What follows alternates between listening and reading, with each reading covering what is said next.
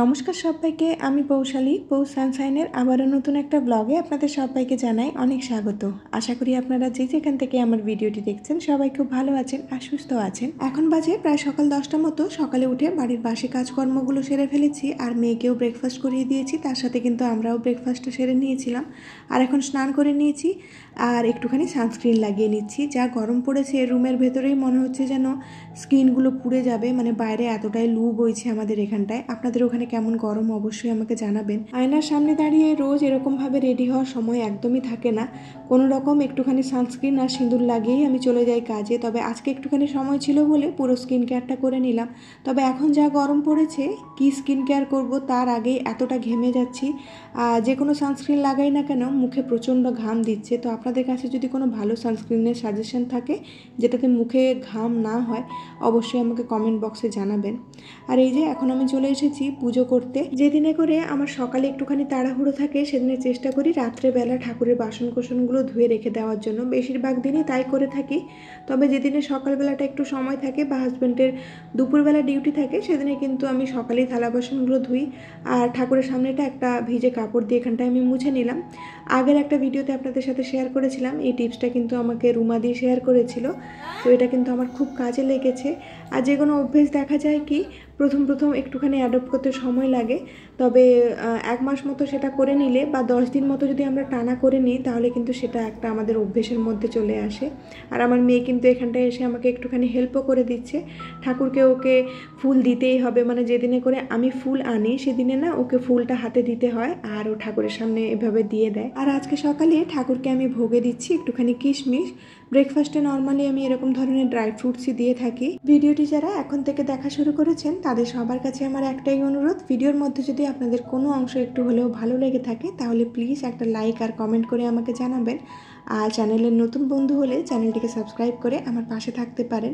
এত গরমে কিন্তু আমার এই তুলসী গাছটা মাঝে মধ্যেই দেখছি এরকমভাবে শুকিয়ে যাচ্ছে আর কিছুদিন পরেই না কালো হয়ে যাচ্ছে। তো প্রায় আমাকে নতুন তুলসী গাছ আনতে হচ্ছে বাড়িতে, জানি না কেন এরকমভাবে হচ্ছে। তো আমরা কিন্তু প্রত্যেক দিনই চেষ্টা করছি কিছু না কিছু দিয়ে এটাকে একটু ঠিক করে রাখার জন্য। আর এই যে এখন আমি চলে এসেছি কিচেনে। আজকে কিন্তু একটুখানি কাঁচকলার কোফতা করব। অনেক দিন ধরে ফ্রিজের মধ্যে না কয়েকটা কাঁচকলা পড়েছিল, তো বাজার থেকে কাঁচকলাটা এনেছিলাম আমি এই কোফতা করারই জন্য। তবে কোফতা করতে অনেকটা সময় লাগে, তো একটুখানি সময় নিয়ে করব বলে এতদিন পেরিয়ে গিয়েছে। তো এরপরে 1-2 দিন রাখলে না এই কাঁচকলাগুলো নষ্ট হয়ে যাবে। তো ফাইনালি আজকে ভাবলাম কোফতাটা বানিয়েই ফেলি।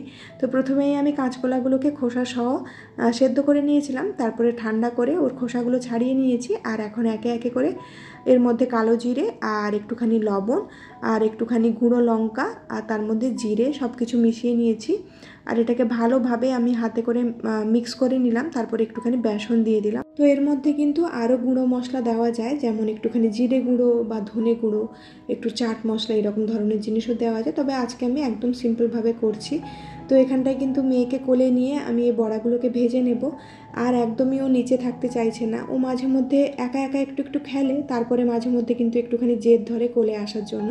তো এরকম সিচুয়েশনে ওকে কোলেই নিয়ে নিতে হয়, তাছাড়া কিন্তু রান্না করতে দেবে না। আর এইরকমভাবে কড়াইতে রান্না করলে না আমি নিজেও একটুখানি ভয় পাই বলে ওকে কোলে নিয়েই আমি কাজ করতে একটু স্বাচ্ছন্দ্য বোধ করি। আর এখানটায় একদিকে আমার বড়াগুলো ভাজা হচ্ছে আর একদিকে একটুখানি সবজি ডাল বানিয়ে ফেলেছি আর তার সাথে একটুখানি ভিন্ডি ভাজা করেছি। আসলে কালকে আমার বাবার বাড়ি যাওয়ার কথা রয়েছে। আগের দিনই আপনাদের সাথে শেয়ার করেছিলাম যে আমি কোথাও একটা যাচ্ছি।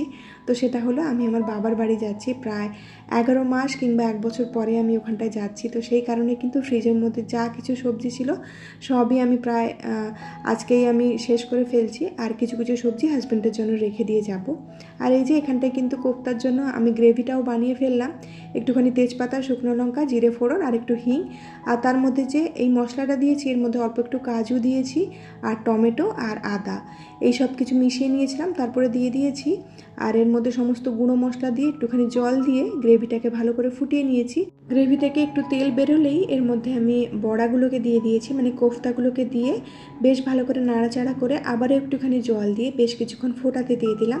আর এই যে এদিকে আমি মেয়ের জন্য একটুখানি সেরেলাক বানিয়ে নিচ্ছি, যেহেতু বাড়ি যাচ্ছি বেশ কিছুদিনের জন্য। তো আমি এখান থেকে একটুখানি সেরেলাক বানিয়ে নিয়েই যাচ্ছি। আগে আপনাদের সাথে ভিডিওতে এই সেরেলাকের একটা রেসিপি শেয়ার করেছিলাম, তবে আজকে একটুখানি আলাদা জিনিস আমি এর মধ্যে অ্যাড করেছি। যেরকম এর মধ্যে ওটস রয়েছে, মাখানা রয়েছে, আর লাল রঙের চিড়ে রয়েছে, আর একটুখানি আলমন্ড, কাজু, আর এর মধ্যে রয়েছে সানফ্লাওয়ার সিড, পাম্পকিন সিড, আর একটুখানি মেলন সিড। তো সব কিছু ভালো করে আমি মিক্স করে নিচ্ছি, আর এরকমভাবে লো ফ্লেমে এটাকে আমি ভাজা ভাজা করে নেব। এটা ভাজতে না বেশ খানিকক্ষণ সময় লাগে, প্রায় আধ ঘন্টা মতো। তো লো ফ্লেমে এটাকে ভাজতে থাকবো, আর ততক্ষণে কিন্তু এদিকে আমার কাঁচকলার কোপ্তাকারিটাও হয়ে গিয়েছে। তো গ্রেভিটা একটুখানি শুকিয়ে শুকিয়ে আসতে এর মধ্যে একটু গরম মশলা দিয়ে দিলাম, আর একটুখানি কিশমিশ দিয়ে দিলাম। এরকম ধরনের রেসিপিতে কিন্তু কিশমিশ খেতে ভীষণ ভালো লাগে। আর এই কোপ্তাকারি না আমার একটু মিষ্টি মিষ্টি হলেই ভালো লাগে, তো অল্প একটু চিনিও দিয়েছিলাম, যেটা আপনাদের সাথে শেয়ার করা হয়নি। তো সব কিছু বেশ ভালো করে মিশিয়ে নিয়ে এবার এটাকে আমি নামিয়ে নেব। এটাতে একটু ঘি দিলে বেশ ভালো লাগতো, তবে আজকে আমার কাছে ঘিটা ছিল না। আর এই যে হাজব্যান্ডের থালাটাও এখানটায় আমি রেডি করে নিচ্ছি। আজকে হাজব্যান্ডের বি শিফট রয়েছে, ওকে ডিউটিতে বেরোতে হবে, তো তার জন্য ওকে আগে খেতে দিয়ে দেবো, আর তারপরে আমি খাওয়া দাওয়া সারবো। তার মধ্যেখানে মেয়েকেও খাইয়ে নিতে হবে। আজকাল আর হাজব্যান্ডের সাথে বসে সেরকমভাবে খাওয়ার সুযোগ হয় না, মাঝে মধ্যে ও তাড়া থাকলে কিন্তু ও আগে খেয়ে বেরিয়ে যায়, তারপরে মেয়েকে খাওয়ায়, তারপরে হয়তো আমি খাই। যেহেতু জয়েন্ট ফ্যামিলিতে বড় হয়েছি, তাই একা খাওয়ার ব্যাপারটা কি ছোট থেকে একদমই জানতাম না, তাই এখন একা খেতে না একদমই ভালো লাগে না। হাজব্যান্ডের যখন মর্নিং ডিউটি থাকে, ওর জন্য আমি 3টে-4টে অবধি ওয়েট করি, ও এলে তারপরে খাওয়া দাওয়া সারি। তবে এখন না হাতে একদমই সময় থাকে না। কখনো কখনো দেখা যায় কি হাজব্যান্ড হয়তো অনেকটা তাড়াতাড়ি বেরিয়ে যাচ্ছে, আর মেয়েরও তখন খাওয়ার সময়, তখন আর কিছু করার থাকে না, ওকে আগে খেতে দিয়ে দিই, তারপরে মেয়েকে খাইয়ে আমি খাওয়া দাওয়া সারি। আর এখানটায় আমি লিভিং রুমটা একটুখানি ক্লিন করে নিচ্ছি। মেয়েকে খাওয়াতে গিয়ে না পুরো জায়গাটা জুড়ে ভাতটা ছড়িয়ে একদম একাকার করে দিয়েছিল, তো এই জায়গাটা একটুখানি ক্লিন করে নিলাম। আর ততক্ষণে কিন্তু এদিকে আমার এটা ভাজা ভাজাও হয়ে গিয়েছে। মাঝখানে মাঝখানে একটু নাড়াচাড়া করে দিয়েছিলাম, মাখানাগুলো ভেঙে আসতে দেখলাম যে বেশ ভাজা ভাজা হয়ে গিয়েছে, মানে ক্রাঞ্চি হয়ে গিয়েছে। এবার একটা থালার মধ্যে নিয়ে এটাকে আমি শুকনো হতে রেখে দেবো। আর আমার হাজব্যান্ডেরও কিন্তু বেরোনোর সময় হয়ে গিয়েছে। এখন আপনাদের সাথে আরও একটা সেরেলাকের রেসিপি শেয়ার করি। তো এখানটায় আমি প্রায় 1 থেকে 1.5 কাপ মতো ওটস নিয়ে নিয়েছি। তো বাচ্চাদের ক্ষেত্রে কিন্তু রোল ওটসটা বেশ ভালো, তবে আজকে আমার কাছে রোল ওটস ছিল না বলে আমি নর্মাল ওটসই ব্যবহার করেছি। তো এর মধ্যে আমি দিয়ে দিয়েছি একটু আলমন্ড আর কাজু। তো বেশ কিছুক্ষণ ভাজা ভাজা করে নিয়ে এর মধ্যে আমি মাখানা দিয়ে দিয়েছি। এই মাখানাটা কিন্তু আমি দুটো কাজে ব্যবহার করব, তো একসাথেই ভেজে নিচ্ছি, তাতে কি হয় গ্যাসটাও কম খরচা হলো আর একসাথেও ভাজা হয়ে গেল। আর এদিকে যে ওটসটা বেঁচেছিল সেটাকে আমি এখন কন্টেনারে ভরে রেখে দেবো, হাজব্যান্ডের জন্যই রেখে দিয়ে যাব। তবে ও খাবে বলে আমার মনে হচ্ছে না, তাই এটাকে আমি ফ্রিজেই রেখে দিয়ে যাব, তা না হলে আমি আসার পরে দেখবো হয়তো এটা নষ্ট হয়ে গিয়েছে। সাধারণত গরমের সময় কিন্তু এই সমস্ত জিনিসগুলো খুব তাড়াতাড়ি নষ্ট হয়ে যায়। তো আমার কাছে মটর ডাল হোক বা ছোলার ডাল হোক, যে ধরনের ডালগুলো হয়তো একটুখানি বেশি রয়েছে, সেটা আমি চেষ্টা করি ফ্রিজের মধ্যেই রাখা, তা না হলে না এই 1 মাসের মধ্যে হয়তো নষ্ট হয়ে যায় জিনিসটা। তো এখানটায় যেটুকু ডাল আমার বেশি ছিল কন্টেনারের মধ্যে, সেগুলো একটুখানি ভিজিয়ে রেখে দিচ্ছি, কালকে হাজব্যান্ডের জন্য কিছু একটা বানিয়ে দিয়ে যাওয়ার চেষ্টা করব। তো এটা ভিজিয়ে রেখে কালকে সকালবেলা আমি সেদ্ধ করে কিছু একটা বানিয়ে নেব, বা হয়তো আজকে রাত্রেবেলায় আমি সেদ্ধ করে রেখে দেব। তো যেরকম সময় হবে সেরকমভাবেই করব। আর কালকে আমি মাসকাবারি বাজার করে এনেছিলাম, তো অল্প স্বল্পই বাজার করেছি, যেহেতু আমি থাকছি না প্রায় 2 সপ্তাহ মতো, তাই হাজব্যান্ডের মতো অল্প অল্প করে বাজার করে নিয়েছি। একটুখানি মটর ডাল, ছোলার ডাল, যে সমস্ত জিনিসগুলো ও খায় সেগুলোই বাজার করেছি।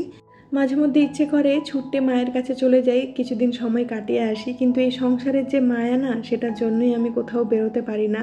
অনেক দিন বাড়ির মধ্যে বদ্ধ হয়েছিলাম, তো ফাইনালি মা বাবা অনেক করে বলার জন্যই এবারে যাচ্ছি। আর এতদিন আমার থাকার পরিকল্পনা একদমই ছিল না, কিন্তু মা আমার একদমই নাছোড়বান্দা। তো এতদিন পরে মেয়েকে দেখতে পাবে, তাই ওর সাথে কিছুটা সময় কাটানোর জন্য অনেক করে আমাকে বলেছে কিছুদিন থাকার জন্য। তবে এই সংসারের জিনিসপত্রগুলো একটুখানি গুছিয়ে দিয়ে যাচ্ছি, যাতে হাজব্যান্ডের একটু সুবিধে হয়। আর যতদিন আমি থাকবো না, ওর জন্য ঠিকঠাকভাবে সব কিছু হাতের কাছে পেয়ে যায়, তাই একটুখানি চেষ্টা করে যাচ্ছি ওর হাতের কাছে সব কিছু রেডি করে দেওয়ার জন্য। তো এই যে এখানটায় কিন্তু আমার আরেকটা সেরেলাকও রেডি হয়ে গিয়েছে, আর ওদিকে মাসকাবারি বাজারগুলোও আমার গোছানো হয়ে গিয়েছে। তো এখন আমি না মাখানা দিয়ে একটা স্ন্যাক্স বানাচ্ছি, যেটা কিন্তু ছোট বাচ্চাদের ভীষণই প্রিয়, একটু মিষ্টি মিষ্টি খেতে হয়, পপকর্নের মতো। তো প্রথমেই মাখানাগুলোকে ভেজে নিয়েছিলাম, তারপরে কড়াইয়ের মধ্যে অল্প একটুখানি বাটার নিয়েছি, একটু গুড় নিয়েছি। তো গুড়টাকে একটুখানি মেল্ট করে নেব গরম করে, তারপরে ভেজে রাখা মাখানাগুলোকে এর মধ্যে আমি দিয়ে মাখানার সাথে গুড়টাকে বেশ ভালোভাবে আমি মিক্স করে নেব। তো এটা কিন্তু বাচ্চাদেরকে বিকেলে স্ন্যাক্সে বা যে কোনো সময় বাচ্চারা যদি মাঝখানে যে কোনো সময় খেতে চায় সেটা কিন্তু দেওয়া যেতে পারে। এটা খেতে ভীষণই ভালো হয়। তাছাড়া যদি বেবিদেরকে নিয়ে বাইরে ট্রাভেল করেন, এটা কিন্তু ভীষণই ভালো একটা জিনিস। মাখানার মধ্যে কিন্তু অনেক ক্যালসিয়াম থাকে, যেটা বাচ্চাদের ক্যালসিয়ামের ঘাটতি পূরণ করতেও সাহায্য করে। মোটামুটি 7-8 মাসের বাচ্চাদেরকে মাখানা দেওয়া যেতে পারে, তবে আমি আমার মেয়েকে প্রত্যেকটা জিনিস 1 বছরের পরেই শুরু করেছিলাম, কারণ সব বাচ্চার তো ডাইজেস্টিভ সিস্টেম ভালো হয় না। তো আমার মেয়েকে কিন্তু সব কিছু জিনিস আমি একটু লেটেই শুরু করেছি। আর এখানটায় কিন্তু আমার সেরেল্যাকগুলো এতক্ষণে ঠান্ডাও হয়ে গিয়েছে। এখন আমি মিক্সিতে করে ভালো করে মিক্স করে নিচ্ছি। তো এই অবস্থায় যদি আপনাদের মনে হয় যে ভালো করে মিক্স হয়নি, তাহলে কিন্তু একটা ছাঁকনির সাহায্যে একটুখানি ছেঁকে নিয়ে আর একটু ভালো করে মিক্স করলে একদম সেরেল্যাকের মতো হয়ে যায়। আর আমি এটা লক্ষ্য করেছি, এইরকম ধরনের বড় মিক্সারগুলোতে যদি মিক্স করি তাহলে কিন্তু ভালোভাবে মিক্স হয়। তা না হলে ছোটো মিক্সিগুলোতে না ভালো করে মিক্স হতে চায় না। তো এখানটায় আমার কিন্তু দুটো সেরেল্যাক একদম ভালোভাবে মিক্স হয়ে গিয়েছে। এবারে আমি সব কিছু রেডি করে হাতের কাছে রেখে দেবো, যাতে কালকে আমার বেরোনোর সময় অসুবিধে না হয়, বিশেষ করে মেয়ের খাওয়ারের জিনিসপত্রগুলো। 2 ধরনের সেরেল্যাক, এই যে মাখানার একটা স্ন্যাক্স, তাছাড়া এমনি ন্যান আর বাইরের সেরেল্যাক, সব কিছু এখানটায় নিয়ে আমি রেডি করে রেখে দিচ্ছি।